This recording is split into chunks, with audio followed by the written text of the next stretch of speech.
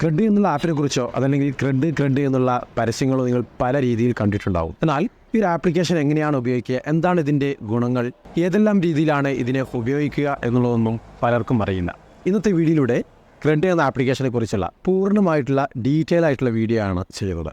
ഇതൊരു promotion video ഒന്നുമല്ല, പലർക്കും ഉപകാരപ്രദമാകുന്ന ഒരു ആപ്ലിക്കേഷൻ ആയതുകൊണ്ട് ഈ വീഡിയോയിലൂടെ പരിചയപ്പെടുത്തുന്നു എന്ന് മാത്രം. അപ്പോൾ ഇങ്ങനെയുള്ള യൂസ്ഫുൾ ആയിട്ടുള്ള വീഡിയോകൾ നിങ്ങൾക്ക് ലഭിക്കുന്നതിന് വേണ്ടി ഇപ്പം തന്നെ ചാനൽ സബ്സ്ക്രൈബ് ചെയ്ത് എന്നെ ഫോളോ ചെയ്യുക.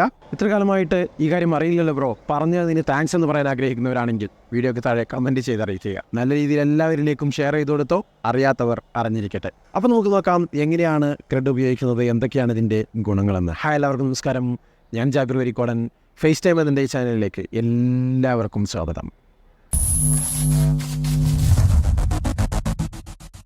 ക്രെഡ് എന്ന ആപ്ലിക്കേഷൻ നമുക്കറിയാം, അതിൻ്റെ പേരിൽ തന്നെയുണ്ട് ക്രെഡിറ്റ് കാർഡ് ഉപയോഗിക്കുന്നവർക്ക് യൂസ്ഫുൾ ആകുന്ന ഒരു ആപ്ലിക്കേഷനാണെന്ന്. എന്നാൽ ക്രെഡ് ഇപ്പോൾ പഴയ ക്രെഡ് അല്ല. നമ്മൾ നോർമൽ ബാങ്ക് അക്കൗണ്ട് ഉപയോഗിക്കുന്നവർക്കും ക്രെഡിനെ ഉപയോഗിക്കാൻ സാധിക്കും. അതും മറ്റുള്ള UPI ആപ്ലിക്കേഷൻ ഉപയോഗിക്കുന്നതിനേക്കാൾ വളരെ മെച്ചപ്പെട്ട രീതിയിൽ തന്നെ നമുക്ക് ക്രെഡ് വഴി ട്രാൻസാക്ഷൻ നടത്തുകയും മറ്റുള്ള ബാങ്ക് ഡീറ്റെയിൽസുകളൊക്കെ കൃത്യമായിട്ട് മനസ്സിലാക്കുകയൊക്കെ ചെയ്യാൻ മറ്റുള്ള UPI ആപ്ലിക്കേഷനേക്കാൾ ഏറ്റവും മികച്ച ഒന്നാണ് ക്രെഡ് എന്ന് പറയുന്നത്. അപ്പോൾ ഈ ആപ്ലിക്കേഷൻ നിങ്ങൾക്ക് ആപ്പ് സ്റ്റോറിലോ പ്ലേ സ്റ്റോറിലോ അവൈലബിൾ ആണ്. ഡൗൺലോഡ് ചെയ്ത് ഉപയോഗിക്കാൻ ആഗ്രഹിക്കുന്നവർ വീഡിയോയ്ക്ക് താഴെ ഡിസ്ക്രിപ്ഷനിൽ നൽകിയ ലിങ്കിൽ നിന്ന് തന്നെ ഡൗൺലോഡ് ചെയ്യാൻ ശ്രമിക്കുക. അതിൻ്റെ ഒരു റെഫറൽ പോയിൻ്റ് എനിക്ക് ലഭിക്കുന്നതായിരിക്കും. അതുകൊണ്ട് അങ്ങനെയൊന്ന് ചെയ്ത് സഹകരിക്കുക. അപ്പോൾ ഇതിൻ്റെ പ്രധാനമായിട്ടുള്ള ഗുണങ്ങൾ എന്ന് പറയുന്നത് നമ്മുടെ എല്ലാ ബാങ്ക് അക്കൗണ്ടും വളരെ പ്രൊട്ടക്റ്റായിട്ട് സെക്യൂറായിട്ട് ഉപയോഗിക്കാൻ സാധിക്കുന്നു എന്നുള്ളതാണ്. അതുപോലെ തന്നെ ക്രെഡിറ്റ് കാർഡുകളും, നിങ്ങളിപ്പോൾ ക്രെഡിറ്റ് കാർഡുകൾ ഉപയോഗിച്ച് ബിൽ പേയ്മെൻറ്റ് ചെയ്യുകയാണെങ്കിൽ അതിൻ്റെ വന്ന സ്റ്റേറ്റ്മെൻറ്റിൽ ഏതെങ്കിലും രീതിയിലുള്ള എക്സ്ട്രാ ചാർജൊക്കെ വന്നിട്ടുണ്ടെങ്കിൽ അത് കൃത്യമായിട്ട് നമുക്ക് ഡിറ്റക്റ്റ് ചെയ്ത് ഇന്ന ചാർജാണ് വന്നിരിക്കുന്നത് നമുക്ക് കൃത്യമായിട്ട് മനസ്സിലാക്കി തരും. അതേ രീതിയിൽ തന്നെ നിങ്ങളുടെ ബാങ്ക് അക്കൗണ്ടിൽ നിന്ന് ഏതെങ്കിലും രീതിയിലുള്ള ത്രെഡ് ഉണ്ടെങ്കിൽ അതും കൃത്യമായിട്ട് നമുക്ക് മനസ്സിലാക്കി തരും. മറ്റൊരു UPI ആപ്ലിക്കേഷനും ചെയ്തു തരാത്ത ഗുണങ്ങളാണ് ഈ പറയുന്നവ. അതുകൂടാതെ വേറെയും നിരവധി ഓപ്ഷനുകൾ ഇതിനകത്ത് അവൈലബിൾ ആണ്. അപ്പോൾ നമുക്കിതിൻ്റെ അകത്തേക്കൊന്ന് പ്രവേശിച്ച് നോക്കാം, എന്നാലാണ് കൃത്യമായിട്ട് മനസ്സിലാകുക.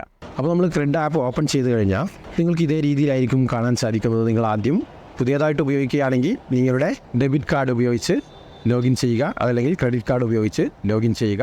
ശേഷം അവിടെ നൽകുന്ന ഡീറ്റെയിലുകളൊക്കെ നിങ്ങൾക്ക് തന്നെ ചെയ്യാവുന്നതാണ്. ഞാൻ പ്രത്യേകമായിട്ട് അതിനെക്കുറിച്ച് പറയേണ്ട ആവശ്യമില്ല. അതൊക്കെ ചെയ്ത് മുൻപോട്ട് പോയി കഴിഞ്ഞാൽ ഇതിനകത്ത് നിരവധി ഓപ്ഷൻ ഉണ്ട്. ഇതിൽ മറ്റൊരു പ്രധാനമായിട്ടുള്ള കാര്യം, നിങ്ങൾ ഇത് ഉപയോഗിച്ചുകൊണ്ടിരിക്കുകയാണ്, ക്രെഡിറ്റ് കാർഡൊക്കെ ഉപയോഗിക്കുന്നവരാണെങ്കിൽ ഇത് ഉപയോഗിച്ചുകൊണ്ടിരിക്കുകയാണെങ്കിൽ വളരെ പെട്ടെന്ന് തന്നെ ഇതിൽ നിന്ന് നിങ്ങൾക്ക് പേഴ്സണൽ ലോൺ കിട്ടും. നിങ്ങൾ ഉപയോഗത്തിനനുസരിച്ച് ലിമിറ്റുകൾ വർദ്ധിച്ചുകൊണ്ടേയിരിക്കും. എനിക്കിപ്പോൾ ഇവിടെ നിങ്ങൾക്ക് കാണാം 1,20,000 രൂപ വരെ എനിക്ക് ലഭിച്ചിട്ടുണ്ട്. ഇതിൽ നിന്ന് എടുത്ത ലോണ് ഏകദേശം 76% പെയ്ഡും ചെയ്തിട്ടുണ്ട്. ഇനി കുറച്ചുകൂടി ബാക്കിയുണ്ട്. അത് കഴിഞ്ഞാൽ എനിക്ക് വീണ്ടും എടുക്കാം.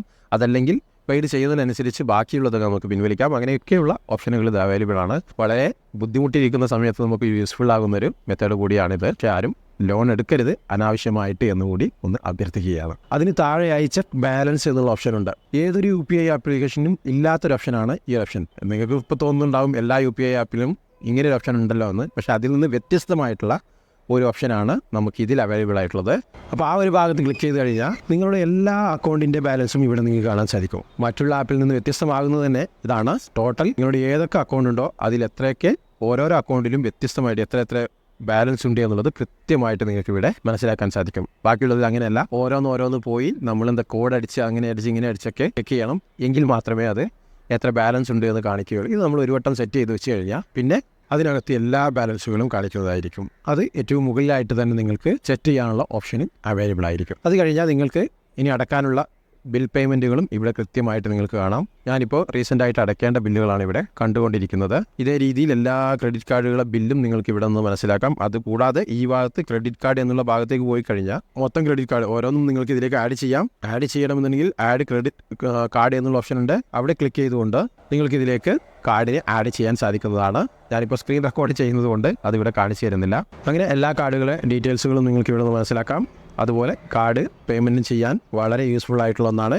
അതുകൂടാതെ നിങ്ങൾ ക്രെഡിറ്റ് കാർഡ് ഉപയോഗിക്കുന്നവരാണെങ്കിൽ മറ്റൊരു പ്രധാനമായിട്ടുള്ള ബെനിഫിറ്റ് ഇതിനകത്ത് നമുക്ക് അവൈലബിൾ ആണ്. അഥവാ നിങ്ങൾ ATM നിന്നോ മറ്റൊന്നും ക്രെഡിറ്റ് കാർഡിൽ നിന്ന് നമുക്കൊരു പരിധി വരെ മാത്രമേ വലിക്കാൻ സാധിക്കുകയുള്ളൂ. നമ്മുടെ അക്കൗണ്ടിലേക്ക് ക്യാഷ് ഒരു പരിധി വരെ മാത്രമേ നമുക്ക് വലിക്കാൻ സാധിക്കുകയുള്ളൂ. എന്നാൽ ഇതിനകത്ത് ഏത് ക്രെഡിറ്റ് കാർഡ് ഉപയോഗിക്കുന്നവരായിക്കോട്ടെ ക്യാഷ് വലിക്കാൻ സാധിക്കും. നിങ്ങളുടെ അക്കൗണ്ടിലേക്കല്ല, മറ്റൊരാളുടെ അക്കൗണ്ടിലേക്ക് നിങ്ങൾക്ക് സാധാരണ ഒരു അക്കൗണ്ടിൽ നിന്ന് സെൻഡ് ചെയ്യുന്ന രീതിയിൽ നിങ്ങളുടെ ക്രെഡിറ്റ് കാർഡ് ഉപയോഗിച്ച് സെൻഡ് ചെയ്യാൻ സാധിക്കും. അത് നമുക്ക് ഡയറക്റ്റായിട്ട് മനസ്സിലാവില്ല, അതിനൊരു ട്രിക്കുണ്ട്. എക്സ്പ്ലോർ കാർഡ് എന്ന് കാണിക്കുന്ന ഈ ഭാഗത്തായി നമുക്ക് റെൻറ്റ് വയ ക്രെഡിറ്റ് കാർഡ്, ഫീസ് വയ ക്രെഡിറ്റ് കാർഡ് എന്നിങ്ങനെയുള്ള ഓപ്ഷനുകൾ കാണാൻ സാധിക്കും. ഏതെങ്കിലും ഒന്ന് സെലക്ട് ചെയ്ത് കൊടുക്കുക. സെലക്ട് ചെയ്ത് കൊടുത്തു കഴിഞ്ഞാൽ നിങ്ങൾക്ക് ടു കോൺടാക്റ്റ് എന്നുള്ള ഓപ്ഷൻ കാണാൻ സാധിക്കും. അതല്ലെങ്കിൽ to bank account, to UPI ID, അങ്ങനെ നിങ്ങൾക്ക് ഏതാണോ വേണ്ടത് അത് സെലക്ട് ചെയ്യാം. ശേഷം ഏത് കോൺടാക്റ്റ് ആണോ വേണ്ടത് അത് സെലക്ട് ചെയ്ത് കൊടുക്കുക.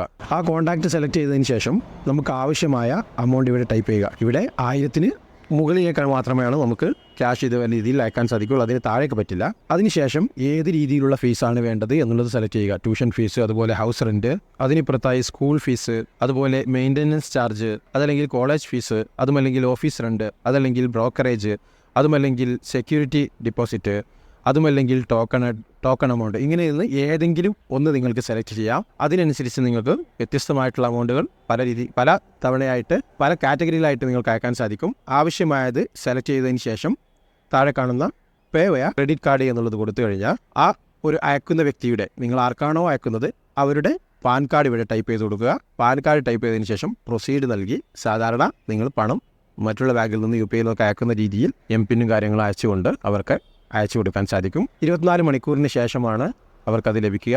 ചിലപ്പോൾ ഇൻസ്റ്റൻ്റായിട്ട് തന്നെ ലഭിക്കുന്നതുണ്ട്. അവിടെ നിങ്ങൾക്ക് അതിൻ്റെ ഓപ്ഷൻ കാണിക്കും, ഇൻസ്റ്റൻ്റായിട്ട് വേണമോ അതല്ലെങ്കിൽ കുറച്ച് കഴിഞ്ഞിട്ട് മതിയോ എന്നുള്ളത്, 24 മണിക്കൂറിന് ശേഷം മതിയോ എന്നുള്ളത്. 24 മണിക്കൂർ ശേഷമായി കഴിഞ്ഞാൽ അവിടെ നമുക്ക് ചാർജ് കുറയും. അതേസമയം ഇൻസ്റ്റൻ്റ് ആയിട്ടുള്ളത് സെലക്ട് ചെയ്ത് കഴിഞ്ഞാൽ ചാർജസ് കൂടും. നിങ്ങൾ അയക്കുന്ന തുകയ്ക്ക് ഇവിടെ ചാർജസ് നൽകേണ്ടതുണ്ട്.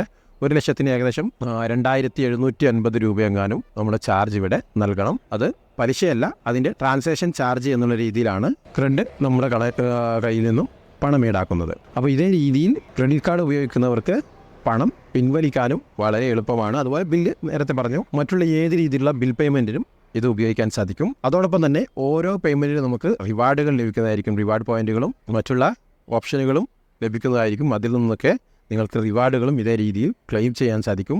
എനിക്കിവിടെ ടോട്ടലായി എത്ര റിവാർഡ് ലഭിച്ചിട്ടുണ്ട് എന്നുള്ളത് നിങ്ങൾക്ക് ഇവിടെ മനസ്സിലാക്കാം. ഇവിടെ കോയിൻ ലഭിച്ചത് നിങ്ങൾക്ക് കാണാം. 6,00,000 ചില്ലറ കോയിൻ ഉണ്ട്. മുകളിലായിട്ട് ഇപ്പോൾ കറണ്ടായിട്ടുള്ള റിവാർഡ് ബാലൻസ് കാണിക്കും. അതേ രീതിയിൽ തന്നെ ടോട്ടൽ എത്ര ലഭിച്ചിട്ടുണ്ട് എന്ന് അതിന് മുകളിൽ സെലക്ട് ചെയ്തപ്പോൾ നിങ്ങൾക്ക് ഇവിടെ കാണാം 1,554 രൂപ ക്യാഷ് ബാക്ക് ആയിട്ട് ലഭിച്ചിട്ടുണ്ട്. കൂടുതൽ ലഭിക്കും നമ്മൾ ട്രാൻസാക്ഷൻ ചെയ്യുന്നതിനനുസരിച്ച്. ക്രെഡിറ്റിനെ കുറിച്ചുള്ള ഒരു വിശദീകരമായിട്ടുള്ള വീഡിയോ അത്രമാത്രമാണ്. ബാക്കിയെല്ലാം നമ്മുടെ മറ്റുള്ള UPI-യിലൊക്കെ ലഭിക്കുന്ന അതേ ഫീച്ചറുകളാണ്. അതിൽ നിന്ന് വ്യത്യസ്തമായ പല ഫീച്ചറുകൾ മാത്രമാണ് ഞാനിപ്പോൾ നിങ്ങൾക്ക് കാണിച്ചു തന്നത്. ഇനിയും ഉപയോഗങ്ങളുണ്ട്. അതുപോലെ നിങ്ങൾക്ക് ഓരോ ബാങ്കിൻ്റെയും സ്റ്റേറ്റ്മെൻറ്റുകൾ അഥവാ ഓരോ ക്രെഡിറ്റ് കാർഡിൻ്റെയും സ്റ്റേറ്റ്മെൻറ്റുകൾ കൃത്യമായിട്ട് നിങ്ങൾക്ക് മനസ്സിലാക്കാൻ സാധിക്കും. ക്രെഡിറ്റ് കാർഡ് എന്നുള്ള ഭാഗത്തേക്ക് പോയി കഴിഞ്ഞാൽ മുകളിലായി ഇവിടെ ഒരു ഗിയർ ഐക്കൺ കാണാൻ സാധിക്കും. അതിന് മുകളിൽ സെലക്ട് ചെയ്ത് കഴിഞ്ഞാൽ ഇവിടെ നിന്ന് ക്രെഡിറ്റ് കാർഡ് പ്രൊട്ടക്റ്റ് മാനേജ് ചെയ്യാൻ സാധിക്കും. അതുപോലെ പേയ്മെൻറ്റ് ഹിസ്റ്ററികൾ നിങ്ങൾക്ക് മനസ്സിലാക്കാൻ സാധിക്കും. സ്റ്റേറ്റ്മെൻറ്റുകൾ നിങ്ങൾക്ക് മനസ്സിലാക്കാൻ സാധിക്കും.